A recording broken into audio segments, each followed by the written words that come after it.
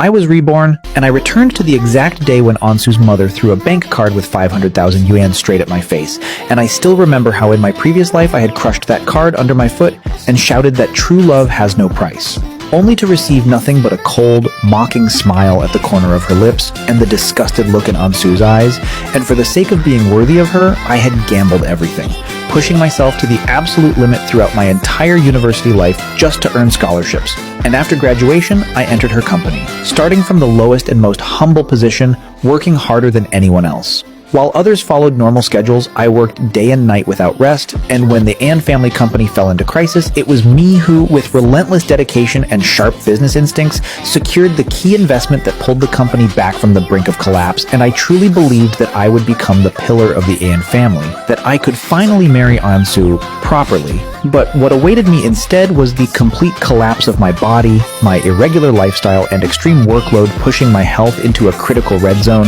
And the last time I collapsed, the doctor told me I had terminal cancer and only a few days left to live, and it was at that exact moment that Ansu and Lee came to visit me. But there was no longer any compassion in her eyes, only relief, as if she had just cast off a heavy burden, while Lee didn't even try to hide his satisfaction as he wrapped his arm around her waist, looked down at me and said, "Chenyu, thank you for saving the company. It's very stable now. Xiaoshui and I are getting engaged next month." And she leaned into him and softly said, "Chenyu, don't resent me. My mother was right. We were never from the same world." And in that moment, I realized that my entire life, all my efforts had only been used as a tool in their love story, something to be discarded without mercy at the end. And in this life, I refused to remain a foolish slave to their love any longer. So I immediately took the bank card and smiled, saying, "All right, ma'am, I'll make sure to stay far away." And for the first time, Lin Fangying's expression changed, as if she had never expected this reaction from me despite all the scenarios she had prepared. And as I looked at the thin bank card in my hand, my eyes lit up because it wasn't just an ordinary card. It was my passport to a new life, the final nail sealing the coffin of my past, and afraid she might change her mind, I quickly snatched it from her fingers and added on my own. "Don't worry, not only will I stay away from Ansu, I'll also resign from the company and disappear from the city. I'll change all my contact information and make sure she can never find me again in her entire life. Is that enough?" And Lin Fangying stood there completely stunned, her mouth opening, but none of the words she had prepared could come out, as she looked at me like I was some kind of monster. And I understood why, because just the day before, to please Ansu, I had pedaled for more than half an hour in heavy rain on a public bicycle just to buy her a famous cake she had casually mentioned, and when I arrived downstairs, I was drenched like a soaked rat, yet Ansu only leaned out of the car window to take the cake and looked at me with disdain as she said, "Chenyu, how can you be this pathetic?" While the man named Lie sat in the driver's seat with one hand on the wheel, smiling at me with satisfaction, his gaze filled with mockery and pity, as if I were nothing more than a dog desperately trying to win its master's favor. And in that moment, what overflowed inside me wasn't anger, but an endless sadness. And then I just smiled faintly, took out my wallet, and pulled out a photograph from inside. It was a picture of me and Ansu together, the most real thing I had ever had. And right there in front of Lin Fangying, without even the slightest hesitation, I tore the photo in half and threw it into the trash beside me. Then I took out everything in my wallet related to Ansu, from the cheap keychain she had given me to the very last thing that remained, and threw it all away. And look, to prove my sincerity, I don't need these things anymore, so you can rest assured now, I said. And the moment I walked out of the cafe, the very first thing I did was go straight to the bank, and when I saw the balance of 501,354 yuan on the ATM screen, I let out a long breath because those 1,354 yuan were everything I had painfully saved in my previous life, and it felt both ridiculous and tragic at the same time. Yet without hesitation, I withdrew 10,000 yuan in cash, stuffed it into my pocket, and went to the place I knew best, the base of the corporate group building. But I didn't go inside. I simply sat on a bench across from it and watched silently. Because in my previous life, I had treated that place like my battlefield, my refuge, where I had poured out my sweat and effort, spent countless days and nights, once filled with passion and enthusiasm, believing I had my future firmly in my hands. But now, looking back, I realized I had been nothing more than a replaceable part inside that building, a dedicated worker, an idiot who worked day and night for the benefit of others. And just then my phone vibrated. It was a message from Ansu on chat. "Chenyu, did my mother go to see you? Don't mind her, she's always like that. Wait for me, I'll come find you tonight, we need to talk seriously." And right after that, another message came. "I got bayos and fried snacks, your favorite, freshly made. I'll bring them to you tonight." And as I stared at those words on the screen, a deep sense of disgust rose inside me, because it was the same psychological game as always. Hurt me first and then soothe me.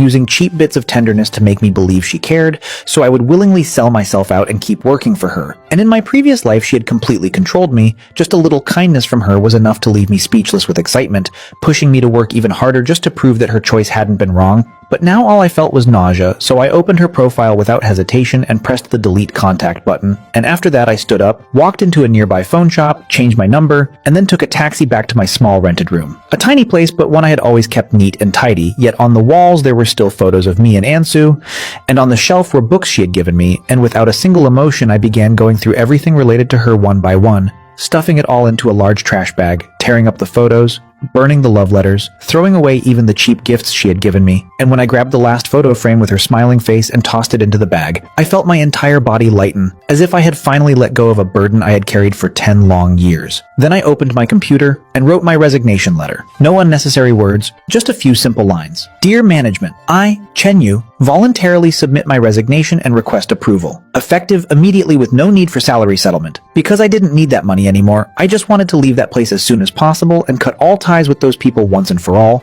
And after sending the resignation to the HR manager and my direct superiors, I closed the computer, picked up the suitcase I had prepared earlier with only a few changes of clothes and all my documents because everything else in that room was no longer needed. It might as well have been a simple funeral for the foolish life I had lived before, and with that I took my suitcase and left without looking back, leaving behind those petty memories. But as I walked down the stairs, I saw a familiar figure. It was Ansu, holding a bag of baos and fried snacks, standing nervously at the bottom of the stairs. And the moment she saw me coming down with my suitcase, she froze for a second before hurrying toward me and asking, "Chen Yu, where are you going?" Her tone carrying a hint of reproach, but I didn't stop. I didn't even look at her as I walked straight past. And when she reached out trying to grab me, I dodged, turned around, and looked at her directly.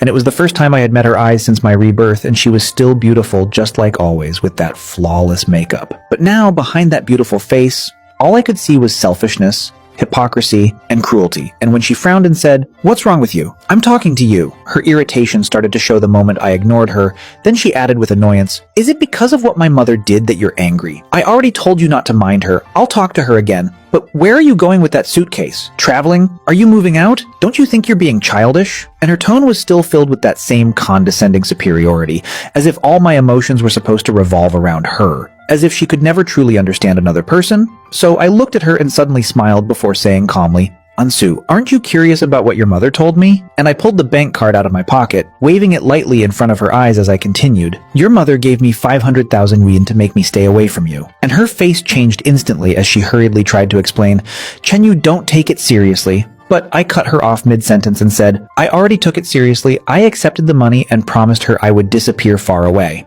And her face flushed red, half with anger and half with embarrassment, as if she had never expected me to reveal something like this so calmly, because in her mind, I should have been ashamed, humiliated, yet instead she looked at me with pain and asked, "How could you accept that money, Chen Yu? Are what we had only worth 500,000 yuan?" And I looked at her like I was watching the greatest performance in the world before replying, "Ansui, did we ever even have feelings between us? The feelings you're talking about are just you quietly enjoying my kindness, letting me work like a slave for your family's company while you turn around and laugh with another man in a luxury car. The feelings you speak of are saying you love me on one side while calculating how to inherit everything I built once I work myself to death." And although my voice was calm, every word felt like a cold blade stabbing straight into her heart as her face turned from red to pale white, trembling as she said, "Are you talking nonsense? I didn't." Yet the panic in her eyes betrayed her as she couldn't even look at me, and I let out a faint laugh before saying, "All right, you don't have to keep acting anymore. You know exactly what kind of person you are, and now I can see it clearly too. As for those 500,000 yuan, I don't think your mother was buying our feelings. She was just paying for the years I worked like a slave for your family. It's a bit little, but better than nothing after all. My life doesn't hold much value in your eyes." And after saying that, I didn't even bother looking at her bloodless face as I picked up my suitcase, turned around, and walked away. And when she shouted behind me, "Stop right there. Explain yourself clearly. You already know something, don't you?" I didn't turn back and simply said, "I know everything." Because I knew their plans, I knew the weak points of their company and its future. I knew exactly how they would fall from the very top and shatter into pieces, and I would be the one standing at the highest place, watching it all coldly from the outside. And without hesitation, I hailed a taxi and went straight to the airport, leaving behind the city I had lived in for so many years as it slowly disappeared behind me. Then I took out my new phone and booked a ticket to Seasonpana. Not for any particular reason, just because I wanted to go somewhere warm where I could finally relax completely. because from this day on I would live for myself. And as for Ansu and all her problems, they could rot in the past. And just then my phone vibrated with a message from an unknown number. Chenyu, where exactly are you? Tell me clearly and then leave. Did you misunderstand something? Lee and I are just normal friends. And I looked at that message with a mocking smile on my lips, thinking to myself, normal friends who conspired together to use me. Normal friends who were waiting for me to die so they could take everything. And without hesitation, I blocked the number and turned off the phone. And outside the window, the dusk slowly descended, painting the sky in a deep reddish orange, marking the beginning of a brand new life. And when I arrived in Sisanpana, the air felt warm and humid, filled with the mixed scent of herbs and wet earth, and I found a small room in a hidden hostel among tropical trees to rest, where just opening the window revealed lush greenery. And on the very first day, I did absolutely nothing. I just slept. I slept from morning to night, and then from night to the next morning, as if I was trying to make up for every lost dream from my previous life. And when I finally woke up, it felt like my entire body had come back to life. The exhaustion that had seeped deep into my bones completely gone without a trace. So I turned on my old phone that I had kept shut down for so long, and the moment it powered on, countless messages and missed calls flooded in like a tidal wave. Most of them from Ansu and her close friends. Chenyu, where are you? Call me right now. Hey Chen, are you even a man? If there's something, say it face to face. What's the point of disappearing like this? Chenyu, Xiaosu is about to go crazy with worry. Come back already. Stop acting like a child. And I read through each message one by one without showing any expression. And among them, there were also messages from the HR department. Chenyu, we received your resignation letter, but you still need to follow proper procedures. Leaving like this without notice counts as job abandonment. The company has the right to hold you responsible. Chenyu, Director An orders you to return immediately. There is an important project that requires your attention. Chenyu, if you do not show up, the company will process this as voluntary abandonment and it will affect your professional record. Threats followed by soft persuasion, the same old tricks, and I let out a cold laugh before deleting all of those messages. Then I took out a new SIM card and logged into a stock trading account that I hadn't used in a long time. And there was still some money left in it from the days I worked part-time during university. And as I stared at the computer screen, memories from my previous life flashed rapidly through my mind, because the greatest advantage of being reborn was information asymmetry. I clearly knew which stocks would skyrocket in the coming years and which industries would become trends, so I split the 500,000 yuan from the card into two parts, investing 200,000 without hesitation into a tech stock that no one knew about at the time, but that would multiply more than tenfold within half a year due to a technological breakthrough. And with the remaining 300,000, I converted it all into Bitcoin through various intermediary channels, and after finishing everything, I closed the computer and stretched comfortably, because from now on, all I had to do was quietly wait for those seeds to grow and bear fruit, and in the meantime, I would finally start enjoying a life I had never been able to experience before. So over the next month, I completely relaxed, traveling through the villages of Sisanpana, riding elephants, witnessing local rituals, drinking rice wine with the villagers, eating with my hands, visiting tropical botanical gardens filled with all kinds of strange and fascinating plants, admiring the craftsmanship of nature itself, and I even rented a motorcycle and wandered aimlessly through winding mountain roads, the wind whistling past my ears as it carried away all my worries and exhaustion. And I was no longer the Chenyu who was constantly burdened by plans and projects, nor the Chenyu who lowered himself endlessly just to please his girlfriend. I was simply myself, a free soul living for my own sake. And during that time, I occasionally turned on my old phone just to see how those people were reacting, and Ansui's messages gradually shifted from initial worry and anger to pleading and humiliation. Chenyu, I was wrong. Can you come back? Let's start over. Lee and I really have nothing between us, believe me. That day he was the one who insisted on taking me home. These days without you, I've realized I can't live without you. Come back soon. I miss you so much. And if this had happened in my previous life, just reading those words would have been enough to soften me completely. I would have rushed to buy the first plane ticket back, kneeling in front of her and begging for forgiveness. But now all I felt was how ridiculous it was, because what she missed wasn't me as a person, but the man who always obeyed her, who worked like a slave for her family and solved all her problems. Just a tool. I didn't reply to any of it. I simply watched her one-sided performance with quiet interest, and a month later I flew to Chengdu, where I completely turned into a man with nothing to do, spending my days eating hot pot and grilled skewers, tasting every dish that in my previous life I had only ever seen on food shows, wandering through every alley, strolling along Hinley Street, sitting in the tea houses of People's Park while sipping tea senkai, letting that slow rhythm of life, rich with the simple flavor of everyday existence, completely absorb me. And just like that, Another month passed until I finally received a call I had already been expecting. It was Sway, my only friend in the Anne group, a quiet and gentle technician who, in my previous life, had been the only one willing to talk to me when everyone else isolated me. And his voice came through hesitant as he said, "Brother Yu, where are you right now?" To which I casually replied, "Traveling? Is something wrong?" And after a brief pause, he asked, "Did you really leave the company?" And I answered simply, "Yes, I resigned." And there was silence on the other end before he lowered his voice and said, "Brother Yu, I think something is about to happen in the company." And I raised my eyebrows, pretending to be surprised as I asked, "What could happen? Isn't everything stable?" But he sighed heavily and said, "Don't even mention it. Ever since you left, the Jinsen project you were in charge of was handed over to lead by Director An." And his tone grew more heated as he continued, "That guy is useless. He just gives orders without understanding anything. He took the project plan you worked so hard to build and turned it into a complete mess. And he even said your plan was too conservative, that it needed an internet mindset. But the result was that the first phase demo failed completely. The partners are extremely dissatisfied, saying we lack professionalism and are even considering reviewing the cooperation. Now, the entire company is in chaos and Director Anne is so stressed he's getting mouth ulcers." And as I listened, I calmly lifted my teacup, gently blowing away the floating leaves while a faint smile formed at the corner of my lips. Because everything had unfolded exactly as I predicted. The Jinsen project was the core project of the Anne group for the coming years, the masterpiece I had built with all my dedication in my previous life, and only I truly understood its core technology and implementation plan. And before leaving, I had intentionally left behind certain backdoors only I could decipher, along with several seemingly trivial points that were actually critical technical nodes, things that a mediocre man like Lee would never notice. And in his eagerness to claim credit and prove he was better than me, he was bound to make drastic changes and end up paying a heavy price. And Sway's voice suddenly turned urgent as he said, "Brother Yu, Ansu and the others are searching for you everywhere. Today she even came to the company to ask me if I knew where you were, Brother Yu. Shouldn't you come back and see what's going on?" And I let out a cold laugh before replying, "Go back for what? To clean up that useless man's mess?" But he hesitated and added, "But after all, the company is a place you were deeply connected to, and besides, Ansu still..." And I cut him off immediately, saying, "Ansu and I are over, and whether the Anne family company lives or dies has nothing to do with me anymore." And he was stunned, asking, "Over? Since when?" And I answered calmly, "Since the day I left," before continuing, "So if they look for you again, just tell them you don't know anything and don't call me about this anymore." And with that I hung up, because although Sway was a good person, I didn't want to drag him into this matter. This revenge was mine alone. And as I leaned back in a bamboo chair gazing at the gray sky above me, my mood felt unbelievably light, because for Ansu and Lee, the second act of this farce was only just beginning.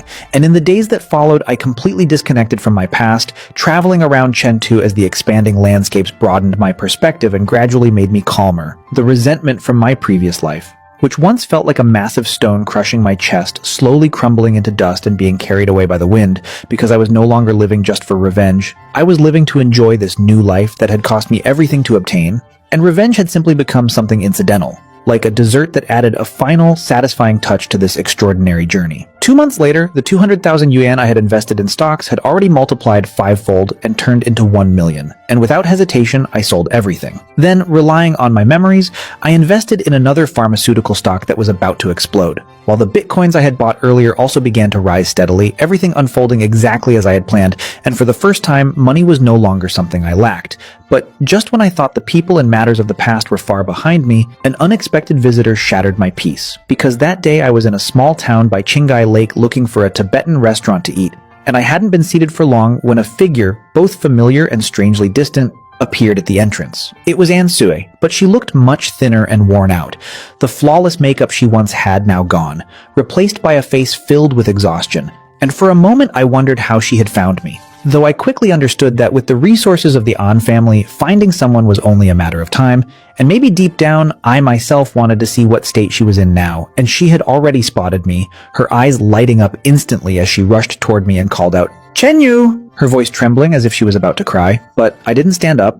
I just watched her silently as she stopped in front of me, tears rolling down like broken pearls while she said, "I finally found you. Do you know how hard it's been to search for you?" And when she tried to grab my arm, I calmly avoided her, my coldness clearly unsettling her as she asked anxiously, "Chenyu, what's wrong with you? Why are you ignoring me? Are you still angry at me?" Before quickly adding, "I was wrong, really. I was wrong. I shouldn't have gotten so close to Lee. I shouldn't have doubted you. Can you forgive me?" And as I looked at her tear-streaked face, there wasn't even the slightest ripple tremble in my heart, so I said calmly, "Did you come to see me for something, Miss Anne?" And the way I addressed her made her freeze completely as she stared at me in disbelief and said, "Chen-yu, what did you just call me? I'm not Miss An, I'm Ansue, I'm your Xiaosu." But I simply replied indifferently, "Ansue, what can I help you with?" And my cold distance finally made her realize that I wasn't just angry, I had truly changed. Her crying gradually stopping as it was replaced by a deep panic while she said, "Chen-yu, something happened to the company. The Jinsen project failed. The partner wants to withdraw their investment and is demanding huge compensation for breach of contract." And I only let out a neutral sound as I picked up my chopsticks, grabbed a piece of meat, and chewed slowly before saying, "Good taste. Very tender." My reaction once again completely outside her expectations, because she thought I would be shocked, worried that I would treat the company's problems as my own like before and rush to fix everything, but I didn't.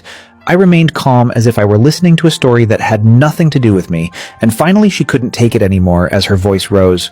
"Are you even listening to me? The company is about to collapse. Our family is going to be ruined." And I looked at her and replied, "So what? What does your company collapsing have to do with me?" And she stared at me in disbelief and said, "How can it have nothing to do with you? You're also part of the company. You built the Jinsen project. Only you can save it. Only you can save the company." And I calmly placed my chopsticks down, wiped my mouth with a napkin and said, "Ansu, did you forget something? First, I already resigned. Second, I am no longer an employee of the An Group, and your mother gave me 500,000 yuan to get lost. I'm just keeping my promise."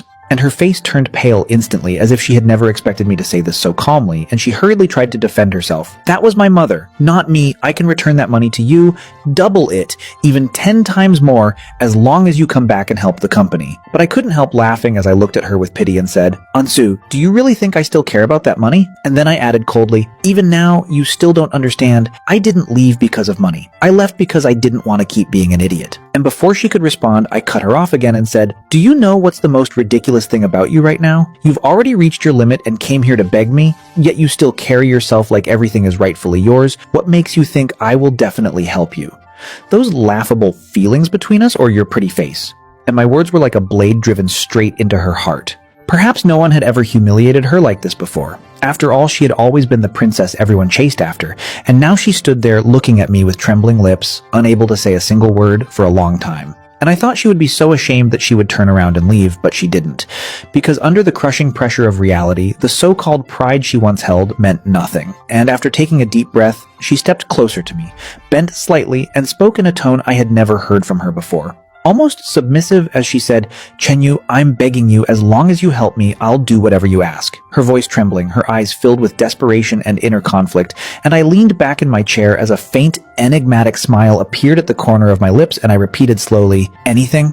And she froze, clearly understanding the implication as a flicker of shame and hesitation crossed her face, biting her lower lip before finally nodding, and I let out a satisfied smile because there was a time when even holding her hand made me cautious, afraid of offending her beauty, yet now she was the one willingly turning herself into something to bargain with. And I said coldly, "Just saying it isn't enough, shouldn't you show some sincerity first?" As I lifted a finger and lightly tapped my lips in a gesture filled with provocation and humiliation, and her face flushed red instantly as she stared at me in disbelief, perhaps never imagining that the same Chen Yu, who once obeyed her without question, who didn't even dare raise his voice, would now make such a shameless demand, and the diners around us began to notice the scene, casting curious glances that felt like needles piercing into her, while I kept my gaze fixed firmly on her trembling figure, knowing she was fighting a fierce battle inside, on one side the survival of her family and the luxurious life she was used to, and on the other, the last shred of pride she still had. And I didn't rush her. I simply watched quietly until she finally seemed to make a decision, closing her eyes as she slowly leaned toward me, her lips cold and stiff, carrying the bitter taste of desperation. And I didn't respond or close my eyes. I just stared at her pale, humiliated face, watching her trembling lashes. And just as she was about to pull away, I suddenly reached out and grabbed the back of her neck, deepening the kiss as her entire body froze, trying to resist but unable to break free as I held her firmly, my movement rough and direct, devoid of any tenderness, driven only by the satisfaction of revenge. And after a long moment, I finally let her go, watching as she staggered back 2 steps before asking in a hoarse voice, "Is that enough?" And I calmly wiped my mouth with a napkin and replied, "I told you, if you're going to do it properly. Let's go to a hotel. I want to see how far your sincerity goes." And she seemed to lose all strength, barely able to stand as she looked at me like I was some kind of demon, and said, "Chen-yu, do you really have to be like this?" But I just sneered and answered, "What, did you think this was some kind of market where you could bargain? Stop acting like a victim.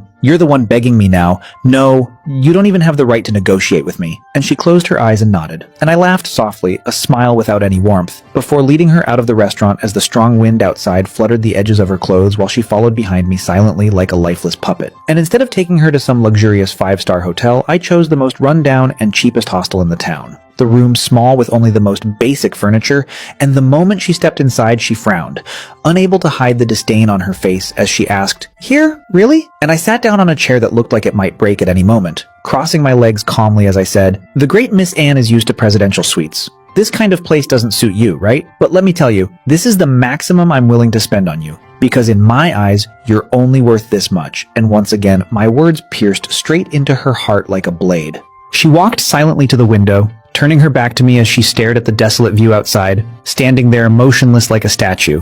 And I didn't pay her any more attention as I took out my phone and began managing my stocks. Because just as I had predicted, the pharmaceutical stock had released extremely positive news in the past few days. Its price hitting the upper limit several days in a row, and my capital of 1 million had already turned into 3 million.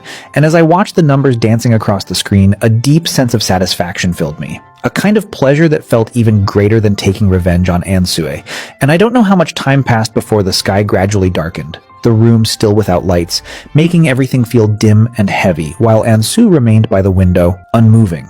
And when I finally called her name, her body trembled slightly before she slowly turned and walked toward me.